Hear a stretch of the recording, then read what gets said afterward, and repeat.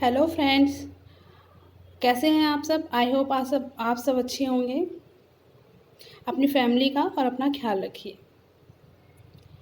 चलिए फिर हम आज परीक्षा मंथन की सीरीज़ 3 से वन लाइनर करते हैं इकोनॉमिक्स का। तो स्टार्ट करते हैं। जून 2020 में जारी इंडिया रेटिंग एंड रिसर्च की रिपोर्ट के अनुसार भारतीय अर्थव्यवस्था चालू वित्तीय वर्ष 2020 और 21 में कितने प्रतिशत रहने का अनुमान है? 5.3। किसने जारी किया है? India rating and research. ऐसे बहुत सारे एजेंसीज़ हैं, रेटिंग एजेंसीज़, जो कि आपके जीडीपी के अकॉर्डिंग उसको रेट करते हैं एवरी ईयर। ओके, तो जैसे हो गए मूडीज़, फिच एंड क्रिसिल। ठीक है, तो इस बार जो इंडिया रेटिंग एंड रिसर्च ने जारी किया है उसके अनुसार जो भारत की अर्थव्यवस्था है 5.3 रहने का अनुमान है 20 और 21 में। ठीक है, तो आगे बढ़ते हैं हम। हाल ही में विश्व बैंक ने किस देश में शिक्षा सुधार से जुड़े कार्यों के लिए लगभग 3,700 करोड़ रुपए के ऋण को मंजूरी दी है? भारत। भारत को 3,700 करोड़ रुपए के ऋण की मंजूरी दी है। किसने? विश्व बैंक ने। किस लिए? शिक्षा सुधार के लिए। तो वर्ल्ड बैंक क्या है? वर्ल्ड बैंक है क्या? ठीक है, ये कब फॉर्म हुआ था? ये फॉर्म हुआ था 1944 में।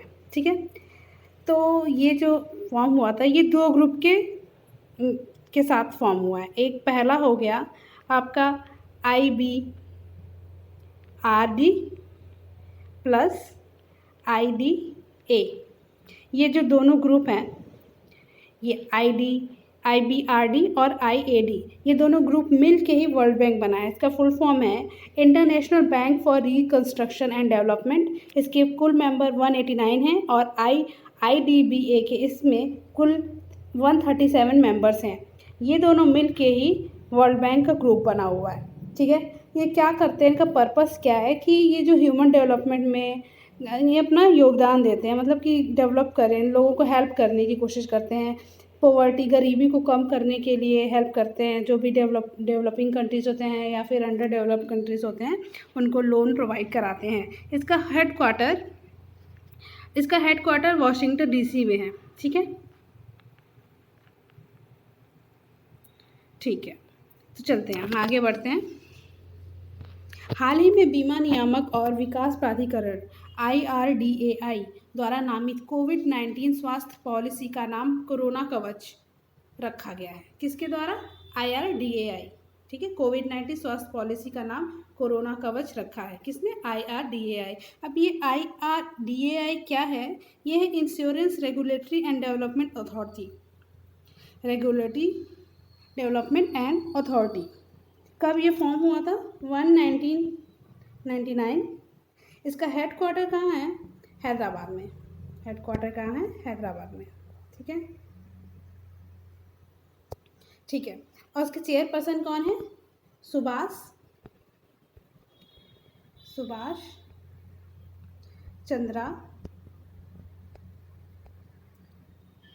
कुंतिया। ठीक है, ठीक है, तो किसने नाम रखा है कोविड-19 स्वास्थ्य पॉलिसी का? IRDAI ने। क्या रखा है? कोरोना कवच। ठीक है, याद रहेगा आपको फ्रेंड्स। ओके, चलो आगे बढ़ते हैं। जून 2020 में सरकार द्वारा शुरू की गई taxable floating rate saving bond 2020 द्वारा का कार्यकाल कितना रखा है? 7 वर्ष। ठीक है, taxable floating rate saving bond क्या है? ये एक स्कीम है जिसमें कि इंटरेस्ट रेट जो लगता है वो 7.15 कर दिया गया है। इशू किया जाता है RBI के द्वारा on the behalf of government of India. ठीक है, कितना है, कितने वर्ष का इसका कार्यकाल है? 7 वर्ष। ठीक है, आगे बढ़ते हैं। जून 2020 में भारत सरकार ने किस कंपनी का सबसे बड़ा इनिशियल पब्लिक ऑफरिंग लाने की प्रक्रिया के अंतर्गत इसके वैल्यूएशन के लिए मर्चेंट बैंकों व एजेंसी से निविदा मांगी है? भारत सरकार ने क्या किया? सबसे बड़ा इनिशियल पब्लिक ऑफरिंग लाने की प्रक्रिया ये अब लाना चाहता है भारत सरकार इंडिया में, जिससे कि वो उससे हेल्प मांगी है। किससे? मर्चेंट बैंकों से और एजेंसी से। कौन है वो? LIC। ओके, अब हम बात करते हैं कि ये इनिशियल पब्लिक ऑफरिंग क्या है, ये क्या करता है। जो शेयर होते हैं ना कंपनीज के, वो बेचते हैं किसको, इन्वेस्टर्स को, रिटेलर्स वगैरह को से बेचते हैं, ठीक है। तो आगे बढ़ते हैं हम। जून 2020 में विश्व बैंक ने किस राज्य की किफ़ायती आवास परियोजना के लिए $250 मिलियन ऋण को मंजूरी दी है। फिर से वर्ल्ड बैंक ने, इसका फॉर्मेशन कब हुआ है, अभी हमने क्या बात की, 1944 में। इसका हेडक्वार्टर वाशिंगटन डीसी में है, ठीक है। किससे बन के बना है, ये दो ग्रुप से बन के मिल के बना हुआ है, IBRD प्लस IDA, याद रहेगा आपको फ्रेंड्स, ठीक है। तो ये जो किफ़ायती आवास योजना है, इसके लिए इसने $250 मिलियन लोन दिया है, किसको, कौन से राज्य को, तमिलनाडु को, ठीक है। ठीक है, फिर हम आगे बढ़ते हैं। जून 2020 में किस तेल और गैस कंपनी ने बैटरी स्वैपिंग, भाई बैटरी स्वैपिंग भी होती है, मुझे तो पता ही नहीं था, ठीक है। बट टेक्नोलॉजी कुछ भी कर सकती है, कुछ भी हो सकता है, इसका यूज़ कीजिए और देखिए। ओके, फिर हम पढ़ते हैं, चलो। तो battery swapping facility quick interchange service, QIS नामक इस नई तकनीकी लॉन्च किसने किया है, इंडियन ऑयल कॉरपोरेशन ने, ठीक है। इंडियन ऑयल कॉरपोरेशन जो है लार्जेस्ट कॉमर्शियल ऑयल कंपनी है इंडिया की। ये कब फॉर्म हुआ था, ये फॉर्म हुआ था 1959 में, 30 जून 1959 में, ठीक है। 30 जून 1959 में। सबसे बड़ा कॉमर्शियल कंपनी है ये, ऑयल कंपनी है ये इंडिया की। इसका हेडक्वार्टर न्यू दिल्ली में है, ठीक है। चलो आगे बढ़ते हैं। जून 2020 में अंतर्राष्ट्रीय मुद्रा कोष द्वारा लगाए गए अनुमान के अनुसार वर्ष 2020 में भारत की GDP क्या होगी। अब देखिए, अभी हमने बात किया कि इंडिया रेटिंग रिसर्च ने भी अभी उसने भी अनुमान लगाया है, इंडिया की रेटिंग जो GDP है उस पर 5.3% लगाया है, अभी हमने पढ़ा था। तो अब ये IMF ने भी अनुमान लगाया है 2020 के लिए GDP कितनी होगी इंडिया की, 4.5। IMF क्या है, IMF के बारे में हम थोड़ा जान लेते हैं। IMF क्या है, ठीक है। इंटरनेशनल मॉनेटरी फंड है ये। इसका हेडक्वार्टर जो है वॉशिंगटन DC में है, ठीक है। और ये कब फॉर्म हुआ था, 1945 में। और वर्ल्ड बैंक कब फॉर्म हुआ था, 1944 में, याद रखिएगा फ्रेंड्स, ठीक है। इसके कितने मेंबर्स हैं इसमें, IMF में 189, ठीक है। तो और ये किसका फॉर्म हुआ था, जब ब्रिटेन वुड्स कॉन्फ्रेंस चल रही थी 1944 में।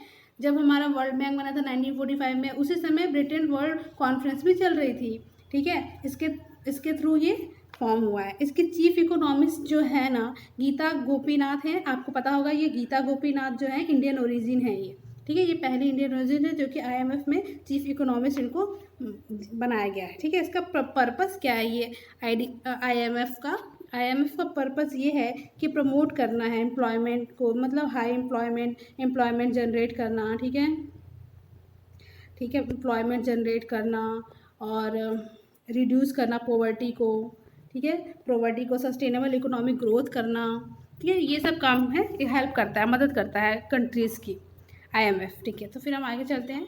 जून 2020 में सरकार ने सभी सहकारी बैंकों को किस संगठन या संस्थान की निगरानी में लाने के लिए आदेश पास किया है, RBI, ठीक है। RBI ने किया है। सभी सहकारी बैंकों को एक संगठन, किस संगठन या संस्था की निगरानी करने के लिए में लाने के लिए, सभी जो भी हैं बैंक, आजकल बहुत सारे फ्रॉड और ये सब इरेगुलरिटीज़ और ये सब चल रहे हैं बैंकों में, तो इसलिए सरकार ने ये निकाला है जिसकी की निगरानी का सर्वेलेंस करेगा कौन, RBI, ओके। आगे बढ़ते हैं हम। जून 2020 में नाबार्ड की निवेश शाखा नैब वेंचर्स ने पहला निवेश किस ग्राम फिनटेक स्टार्टअप ने किया, जय किसान, ठीक है। याद रखिए फ्रेंड्स, नैब वेंचर्स, ठीक है। नाबार्ड किसने स्टार्ट किया, नाबार्ड की निवेश शाखा है ये नैब वेंचर्स, ठीक है। इसकी बहुत सारी शाखाएं हैं, जिसमें से कि एक नाबार्ड की, जिसमें से कि एक नैब वेंचर है, ठीक है। पहला निवेश ग्रामीण फिनटेक स्टार्टअप में किया है, जिसका नाम है जय किसान। ठीक है, अब नाबार्ड क्या है फ्रेंड्स? नाबार्ड को कब फॉर्मेशन हुआ था? 12 जुलाई 1982 को, इस ईयर में बना था ये। इसका हेडक्वार्टर मुंबई में है। इसका फुल फॉर्म है national bank for agriculture, rural and development. ठीक है, क्या है याद रखिएगा friends, national bank for agriculture and rural development. ठीक है, ओके फ्रेंड्स। तो क्या किया है इन्होंने? फिनटेक स्टार्टअप स्टार्ट किया। किसने? नैब वेंचर किसकी शाखा है? नाबार्ड की। ओके, जिसकी क्या है नाम है? जय किसान। ओके, आगे बढ़ते हैं। जून 2020 में किस संस्था को पीएम स्ट्रीट वेंडर आत्मनिर्भर ओके आत्मनिर्भर निधि स्वनिधि के कार्यान्वयन एजेंसी के रूप में चुना गया। सॉरी, एक्चुअली ये ऐप मैं पहली बार यूज़ कर रही हूँ, तो ऊपर नीचे थोड़ा करने में थोड़ा गड़बड़ हो गया, इसलिए मैं थोड़ी, चलो कोई नहीं, पढ़ते हैं। तो क्या था ये? जून 2020 में किस संस्था को पीएम स्ट्रीट वेंडर के आत्मनिर्भर निधि के लिए क्रियान्वित एजेंसी के रूप में चुना गया? भारतीय लघु उद्योग विकास बैंक, यानी कि सिडबी। ओके, अभी आपको पता होगा कि आत्मनिर्भर के लिए हमारे प्रधानमंत्री मोदी जी ने सबको आह्वान दिया है कि आप आत्मनिर्भर बने, खुद की ही कंट्री की जो भी चीज़ें हैं, व्यापार है, उसको आप प्रोत्साहित करें, उसको आप बढ़ाने की कोशिश करें, उसको ही आप हर जगह प्रचार एडवर्टाइजमेंट आप खुद की उसी का करें, यानी कि लोकल वोकल उन्होंने बोला हुआ है, ये करें। तो क्रियान्वित एजेंसी उन्होंने बनाई है, जो कि चुना गया है किसको? सिडबी क्या है? सिडबी का फुल फॉर्म क्या है? SIDBI small industries development bank of India. इसका हेडक्वार्टर कहाँ है? लखनऊ में। ठीक है, लखनऊ में। इसका फॉर्मेशन कब हुआ था? 2 अप्रैल 1990 में। ठीक है, आपको मैं एक चीज़ और बता दूं, जो हमारी इंडिया है, इंडिया की फाइनेंशियल इंस्टीट्यूशन है, इसमें 4 इंस्टीट्यूशन हैं जो कि पूरा सुपरवाइज करती है और रेगुलेट करती हैं, यानी कि कंट्रोल करती हैं, उनको देखने वेखने का काम आरबीआई के द्वारा किया जाता है, जिसमें कि 4 ऑल इंडिया फाइनेंशियल इंस्टीट्यूशन हैं। पहला है एग्जिम बैंक, याद रखिएगा फ्रेंड्स, ये बहुत इंपॉर्टेंट बात बता रही हूँ मैं। नाबार्ड का फॉर्मेशन कब हुआ बताइए? अभी मैंने आपको बताया 1982 में। ठीक है, तीसरा है NHB, national housing bank, and 4 है आपकी सिडबी। ये बहुत इंपॉर्टेंट चीज़ है, ये चारों आप देख लीजिए friends. EXIM bank, NABARD, NHB, यानी ये चारों क्या है? ऑल इंडिया फाइनेंशियल इंस्टीट्यूशंस हैं। ठीक है, आगे बढ़ते हैं हम। जून 2020 में कौन सी कंपनी भारत की पहली 150 अरब डॉलर की मूल्य की कंपनी बनी? रिलायंस इंडस्ट्रीज़, आपको पता है। इसके अलावा हमारे इंडिया में कोई इतनी बड़ी कंपनी है नहीं, मुकेश अंबानी की ये कंपनी है, तो सबसे अमीर हैं, जो कि वही हमारे देश से उन्हीं का नाम आता है 500 लिस्ट में और रिचेस्ट पीपल में। तो ठीक है, जून 2020 में कौन से भारतीय स्टॉक एक्सचेंज 1.7 ट्रिलियन बाजार पूंजीकरण के साथ दुनिया का 10वां सबसे बड़ा एक्सचेंज बन गया है? दुनिया का 10वां सबसे बड़ा एक्सचेंज बन गया Bombay stock exchange. National stock exchange में 2 है आपके, बॉम्बे स्टॉक एक्सचेंज उसके अंदर आता है। ठीक है, चलो, ये 10वां सबसे बड़ा स्टॉक एक्सचेंज बन गया है। ठीक है फ्रेंड्स, इसे याद रखिएगा, 1.7 ट्रिलियन डॉलर के साथ। ठीक है, चलो आगे बढ़ते हैं हम। जून 2020 में 10 लाख करोड़ रुपए के बाजार मूल्य के पार करने वाली पहली भारतीय कंपनी का नाम क्या है? जून 2020 में 11 लाख करोड़ रुपए के बाजार मूल्य को पार करने वाली कौन सी कंपनी है, कौन हो सकती है, सबको पता है, Reliance industries limited, of course. चलो आगे बढ़ते हैं।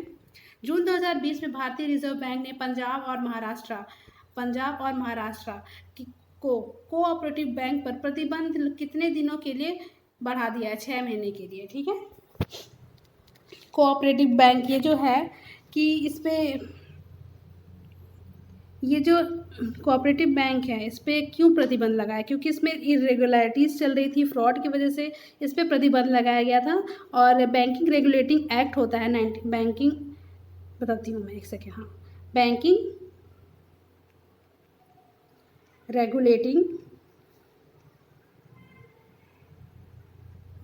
एक्ट 1949, ठीक है। इसके पर्पज से एक और था सरफाइस एक्ट 2002 का। सरफाइस एक्ट क्या है? इफेक्टिव टूल है, क्या है? SARFAESI act 2002। इसमें क्या है? ये इफेक्टिव सरफेसी क्या है? ये एक्ट क्या है? इफेक्टिव टूल है फॉर, मतलब जो लोन हम देते हैं, बैंक्स देता है, मतलब उसको वो वापस नहीं मिल पाता, यानी कि नॉन परफॉर्मिंग एसेट है, उसके लिए ये एक टूल है, ठीक है, काम करने का। किसके अंडर है ये? बैंकिंग रेगुलेशन एक्ट 1949 में। ओके, आगे बढ़ते हैं।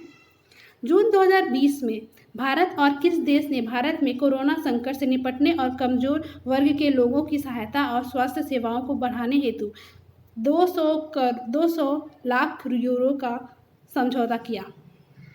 200 लाख यूरो का समझौता किया है किससे निपटने के लिए? कमजोर वर्ग के लोगों के लिए, कोविड-19 से, कोरोना की वजह से। किसने? फ्रांस, ठीक है। चलो फ्रेंड्स, फरवरी 2020 के अंत में अमेरिका की प्रतिभूतियों का सबसे बड़ा धारक कौन है? अमेरिका की प्रतिभूतियों का कौन है? जापान। जापान बहुत ही डेवलपिंग कंट्री, बहुत ही अच्छी कंपनी है, मतलब कंपनी बोल रही हूँ मैं, जापान जो है अच्छी कंट्री है, प्रतिभूतियों की बड़ा धारक है ये, अमेरिका के प्रतिभूतियों का बड़ा धारक है ये देश, ठीक है, जापान।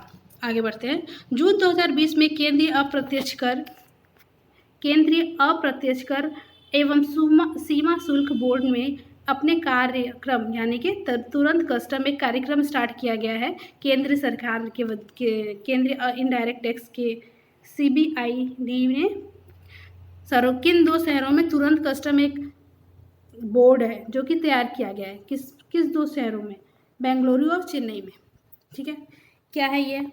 कि तुरंत ही, मतलब जो भी टैक्स का काम है, जो भी है, वो जल्दी हो जाए, जो भी प्रोसेस है उसको जल्दी से ख़त्म किया जाए, ठीक है। आगे बढ़ते हैं। हाल ही में एशियाई विकास बैंक यानी कि एशियन डेवलपमेंट बैंक ने महाराष्ट्र में 450 किलोमीटर के राजमार्ग और प्रमुख जिला सड़कों को बेहतर बनाने के लिए, किस लिए? राजमार्ग और जिला सड़कों को बनाने के लिए कितने करोड़ डॉलर के ऋण दिए हैं?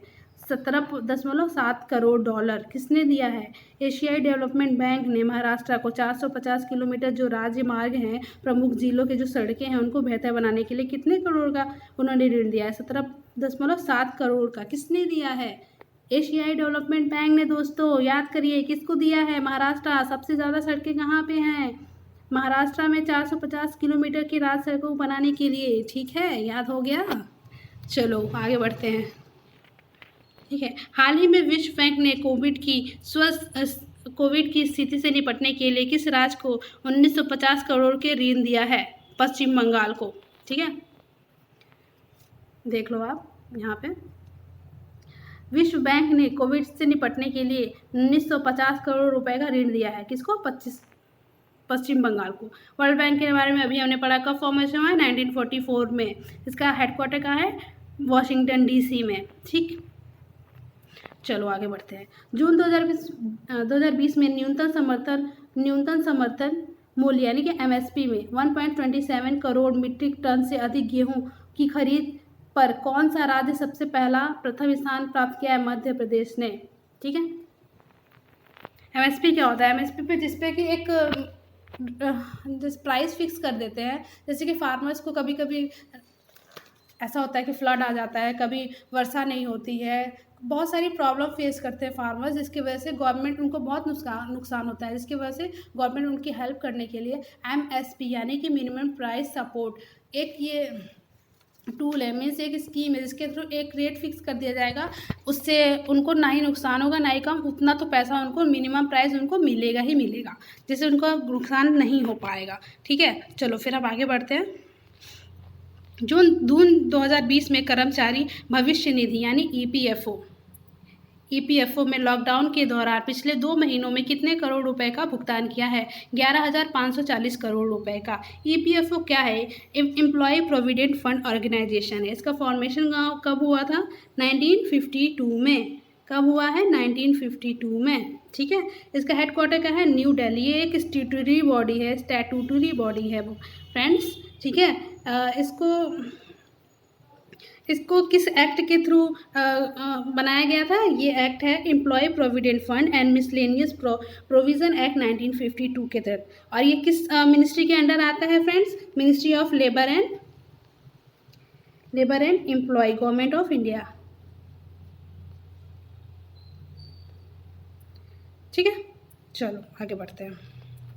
जून 2020 में केंद्र सरकार ने अगरबत्ती बनाने निर्माताओं द्वारा आयात किए जाने वाले बांस पर सीमा शुल्क को 10% से बढ़ाकर कितना प्रतिशत करने की योजना बनाई है, घोषणा की है 25%। बांस का बताइए प्रोड्यूसर जो है, लार्जेस्ट प्रोड्यूसर इंडिया में कौन है? मैं बताती हूँ आपको, आसाम। ठीक है, largest producer of bamboo in India. ठीक है, जून 2020 में कोल इंडिया लिमिटेड की सहायक company western coal field limited ने महाराष्ट्र और किस राज्य में 3 नए कोयले खदानों की शुरुआत की है? बताइए। मध्य प्रदेश। तो ये जो कोयले खदानें हैं, कोल इंडिया लिमिटेड इसका हेडक्वार्टर कोलकाता में है। कोल इंडिया लिमिटेड का हेडक्वार्टर कोलकाता में है और इसके सीईओ है अनिल कुमार झा।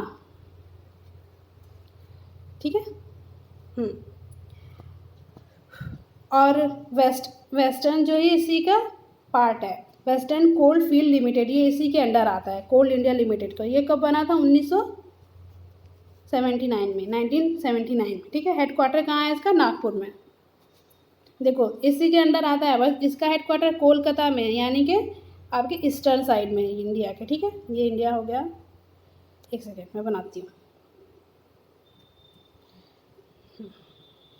ठीक है,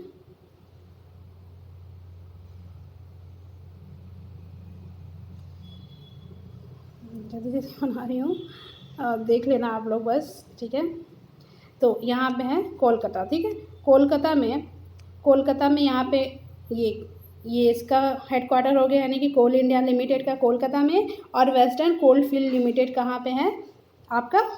इसका हेडक्वार्टर नागपुर में, यहाँ पे यानी कि महाराष्ट्र में। ठीक है, तो इसके चेयरमैन हैं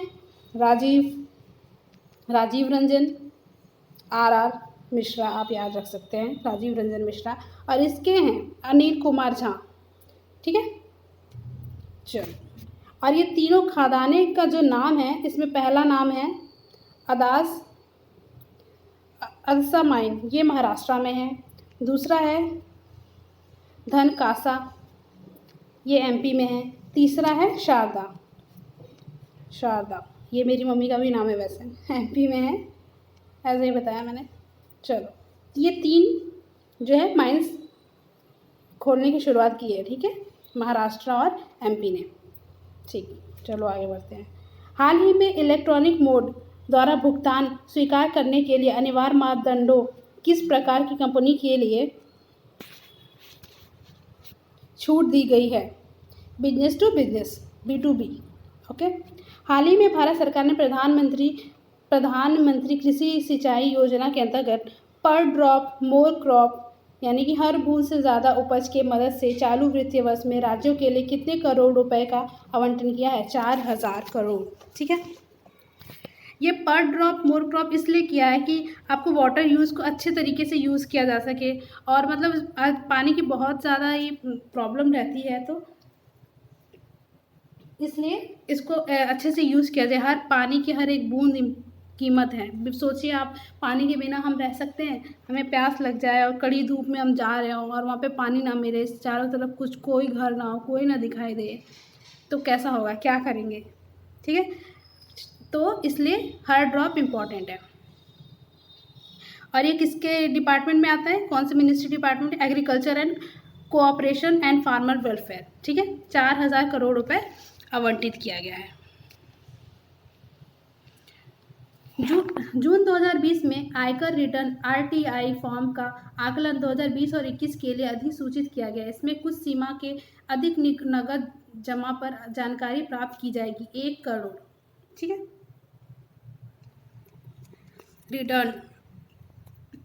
रिटर्न आयकर रिटर्न। ठीक है, चलो आगे बढ़ते हैं। वर्ष 2019 और 20 में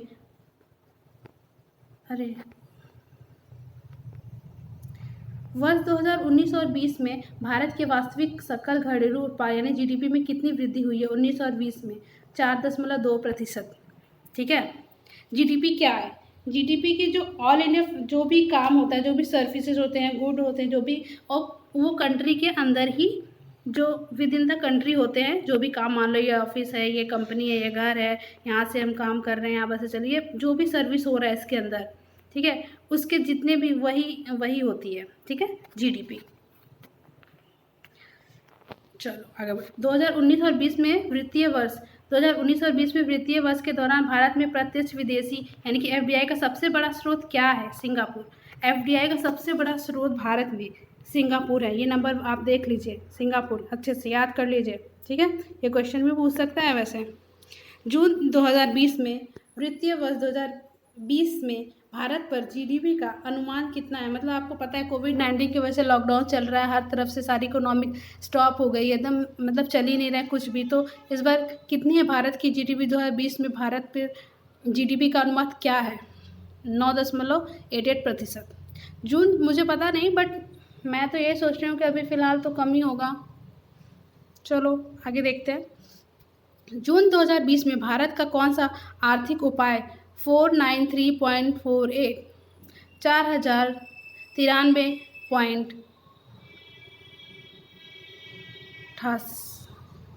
$493.48 बिलियन डॉलर के उच्चतम स्तर पर है। विदेशी यानी कि फॉरेन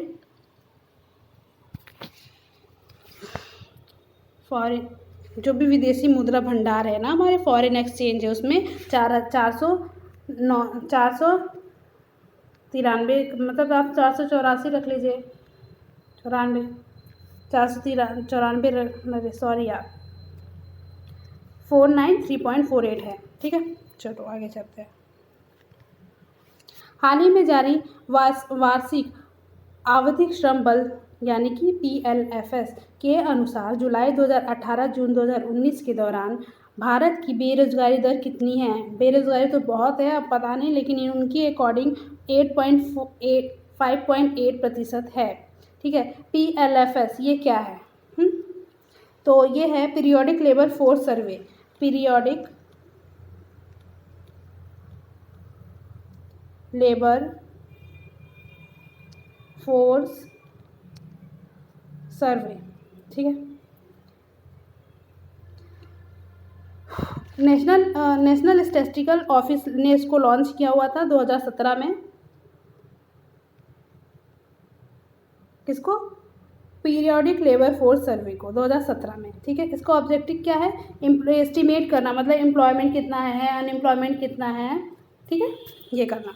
चलो तो फिर आगे बढ़ते हैं। जून 2020 में भारतीय रिजर्व बैंक यानी RBI ने कानपुर स्थित किस बैंक की कमजोर वित्तीय स्थिति के कारण उसके ऊपर 6 महीने के लिए नए ऋण देने और जमा स्वीकार करने पर रोक लगा दी है? People of cooperative bank. कहाँ पे है ये? कानपुर में है, पीपल ऑफ कोऑपरेटिव बैंक। जून 2020 में किस मंत्रालय ने भारतीय विक्रेताओं के साथ पूंजी अधिग्रहण अनुबंधों के लिए वित्तीय अवधि 4 महीने बढ़ा दी है? वित्तीय अवधि कितने महीने बढ़ा दी है? 4 अवधि। किस मंत्रालय ने? रक्षा मंत्रालय ने। भारतीय विक्रेताओं के साथ पूंजी अधिग्रहण अनुबंधों के लिए वित्तीय अवधि 4 महीनों के लिए बढ़ा दी गई है। कौन सा मंत्रालय? रक्षा मंत्रालय। जून 2020, ठीक है, जून 2020 में भारत के विदेशीय मुद्रा भंडार यानी कि फॉरेन एक्सचेंज रिजर्व जो इंडिया का है, पहली बार किस स्तर पर पहुंचा है? 500 करोड़, 500 बिलियन डॉलर। समझते हैं आप? ये सबसे इंडिया में पहली बार है जून 2020 में, सब मतलब अभी तक का सबसे ज़्यादा 500 बिलियन पे पहुंच गया है। चलो, हाल ही में जारी वार्षिक आवधिक श्रम बल सर्वे, ठीक है, ये तो हमने अभी, ये कहाँ चला गया, एक सेकेंड, ठीक है, अब हमने ये पढ़ लिया। जून 2020 में भारतीय रिजर्व बैंक द्वारा निजी बैंक शेयरधारक मापदंडों की समीक्षा करने के लिए किसकी अध्यक्षता में कार्य समूह गठन किया है? पीके मोहंती, ठीक है, कौन है? पीके मोहंती। तो ये क्या करेंगे? पीके मोहंती, ये कमेटी ये बनाई है इन्होंने कि ये जो भी प्राइवेट बैंक्स हैं उनको समीक्षा करने के लिए, ठीक है। तो फ्रेंड्स, आज के लिए इतना ही, और मैं आगे इसका सेकंड पार्ट ले आऊँगी जिससे कंप्लीट कर दूँगी। तो थैंक यू फ्रेंड्स, आप सपोर्ट कीजिए, मुझे प्यार कीजिए इस चैनल को, आपका प्यार बहुत इंपॉर्टेंट है। आप जितने लाइक्स और शेयर करोगे, सब्सक्राइब करोगे, मुझे इतना पता चलेगा, कमेंट करोगे कि हाँ, आप मेरा चैनल आपको पसंद आ रहा है। ये ऐप जो है अभी मैं फ़र्स्ट टाइम यूज़ कर रही हूँ, तो इसलिए थोड़ी गड़बड़ी हो गई है, बट ठीक है, फ़र्स्ट टाइम है, स्टार्ट ही है, अभी मैं धीरे धीरे सीख जाऊँगी। ये ऐप जो मैं फ़र्स्ट टाइम यूज़ कर रही हूँ, तो ठीक है फ्रेंड्स, चलती हूँ। अपना ध्यान रखिए, अपने फ्रेंड्स का ध्यान रखिए, अपने फैमिली का ध्यान रखिए, आसपास सफाई रखिए, ठीक है। धन्यवाद, थैंक यू, गुड बाय।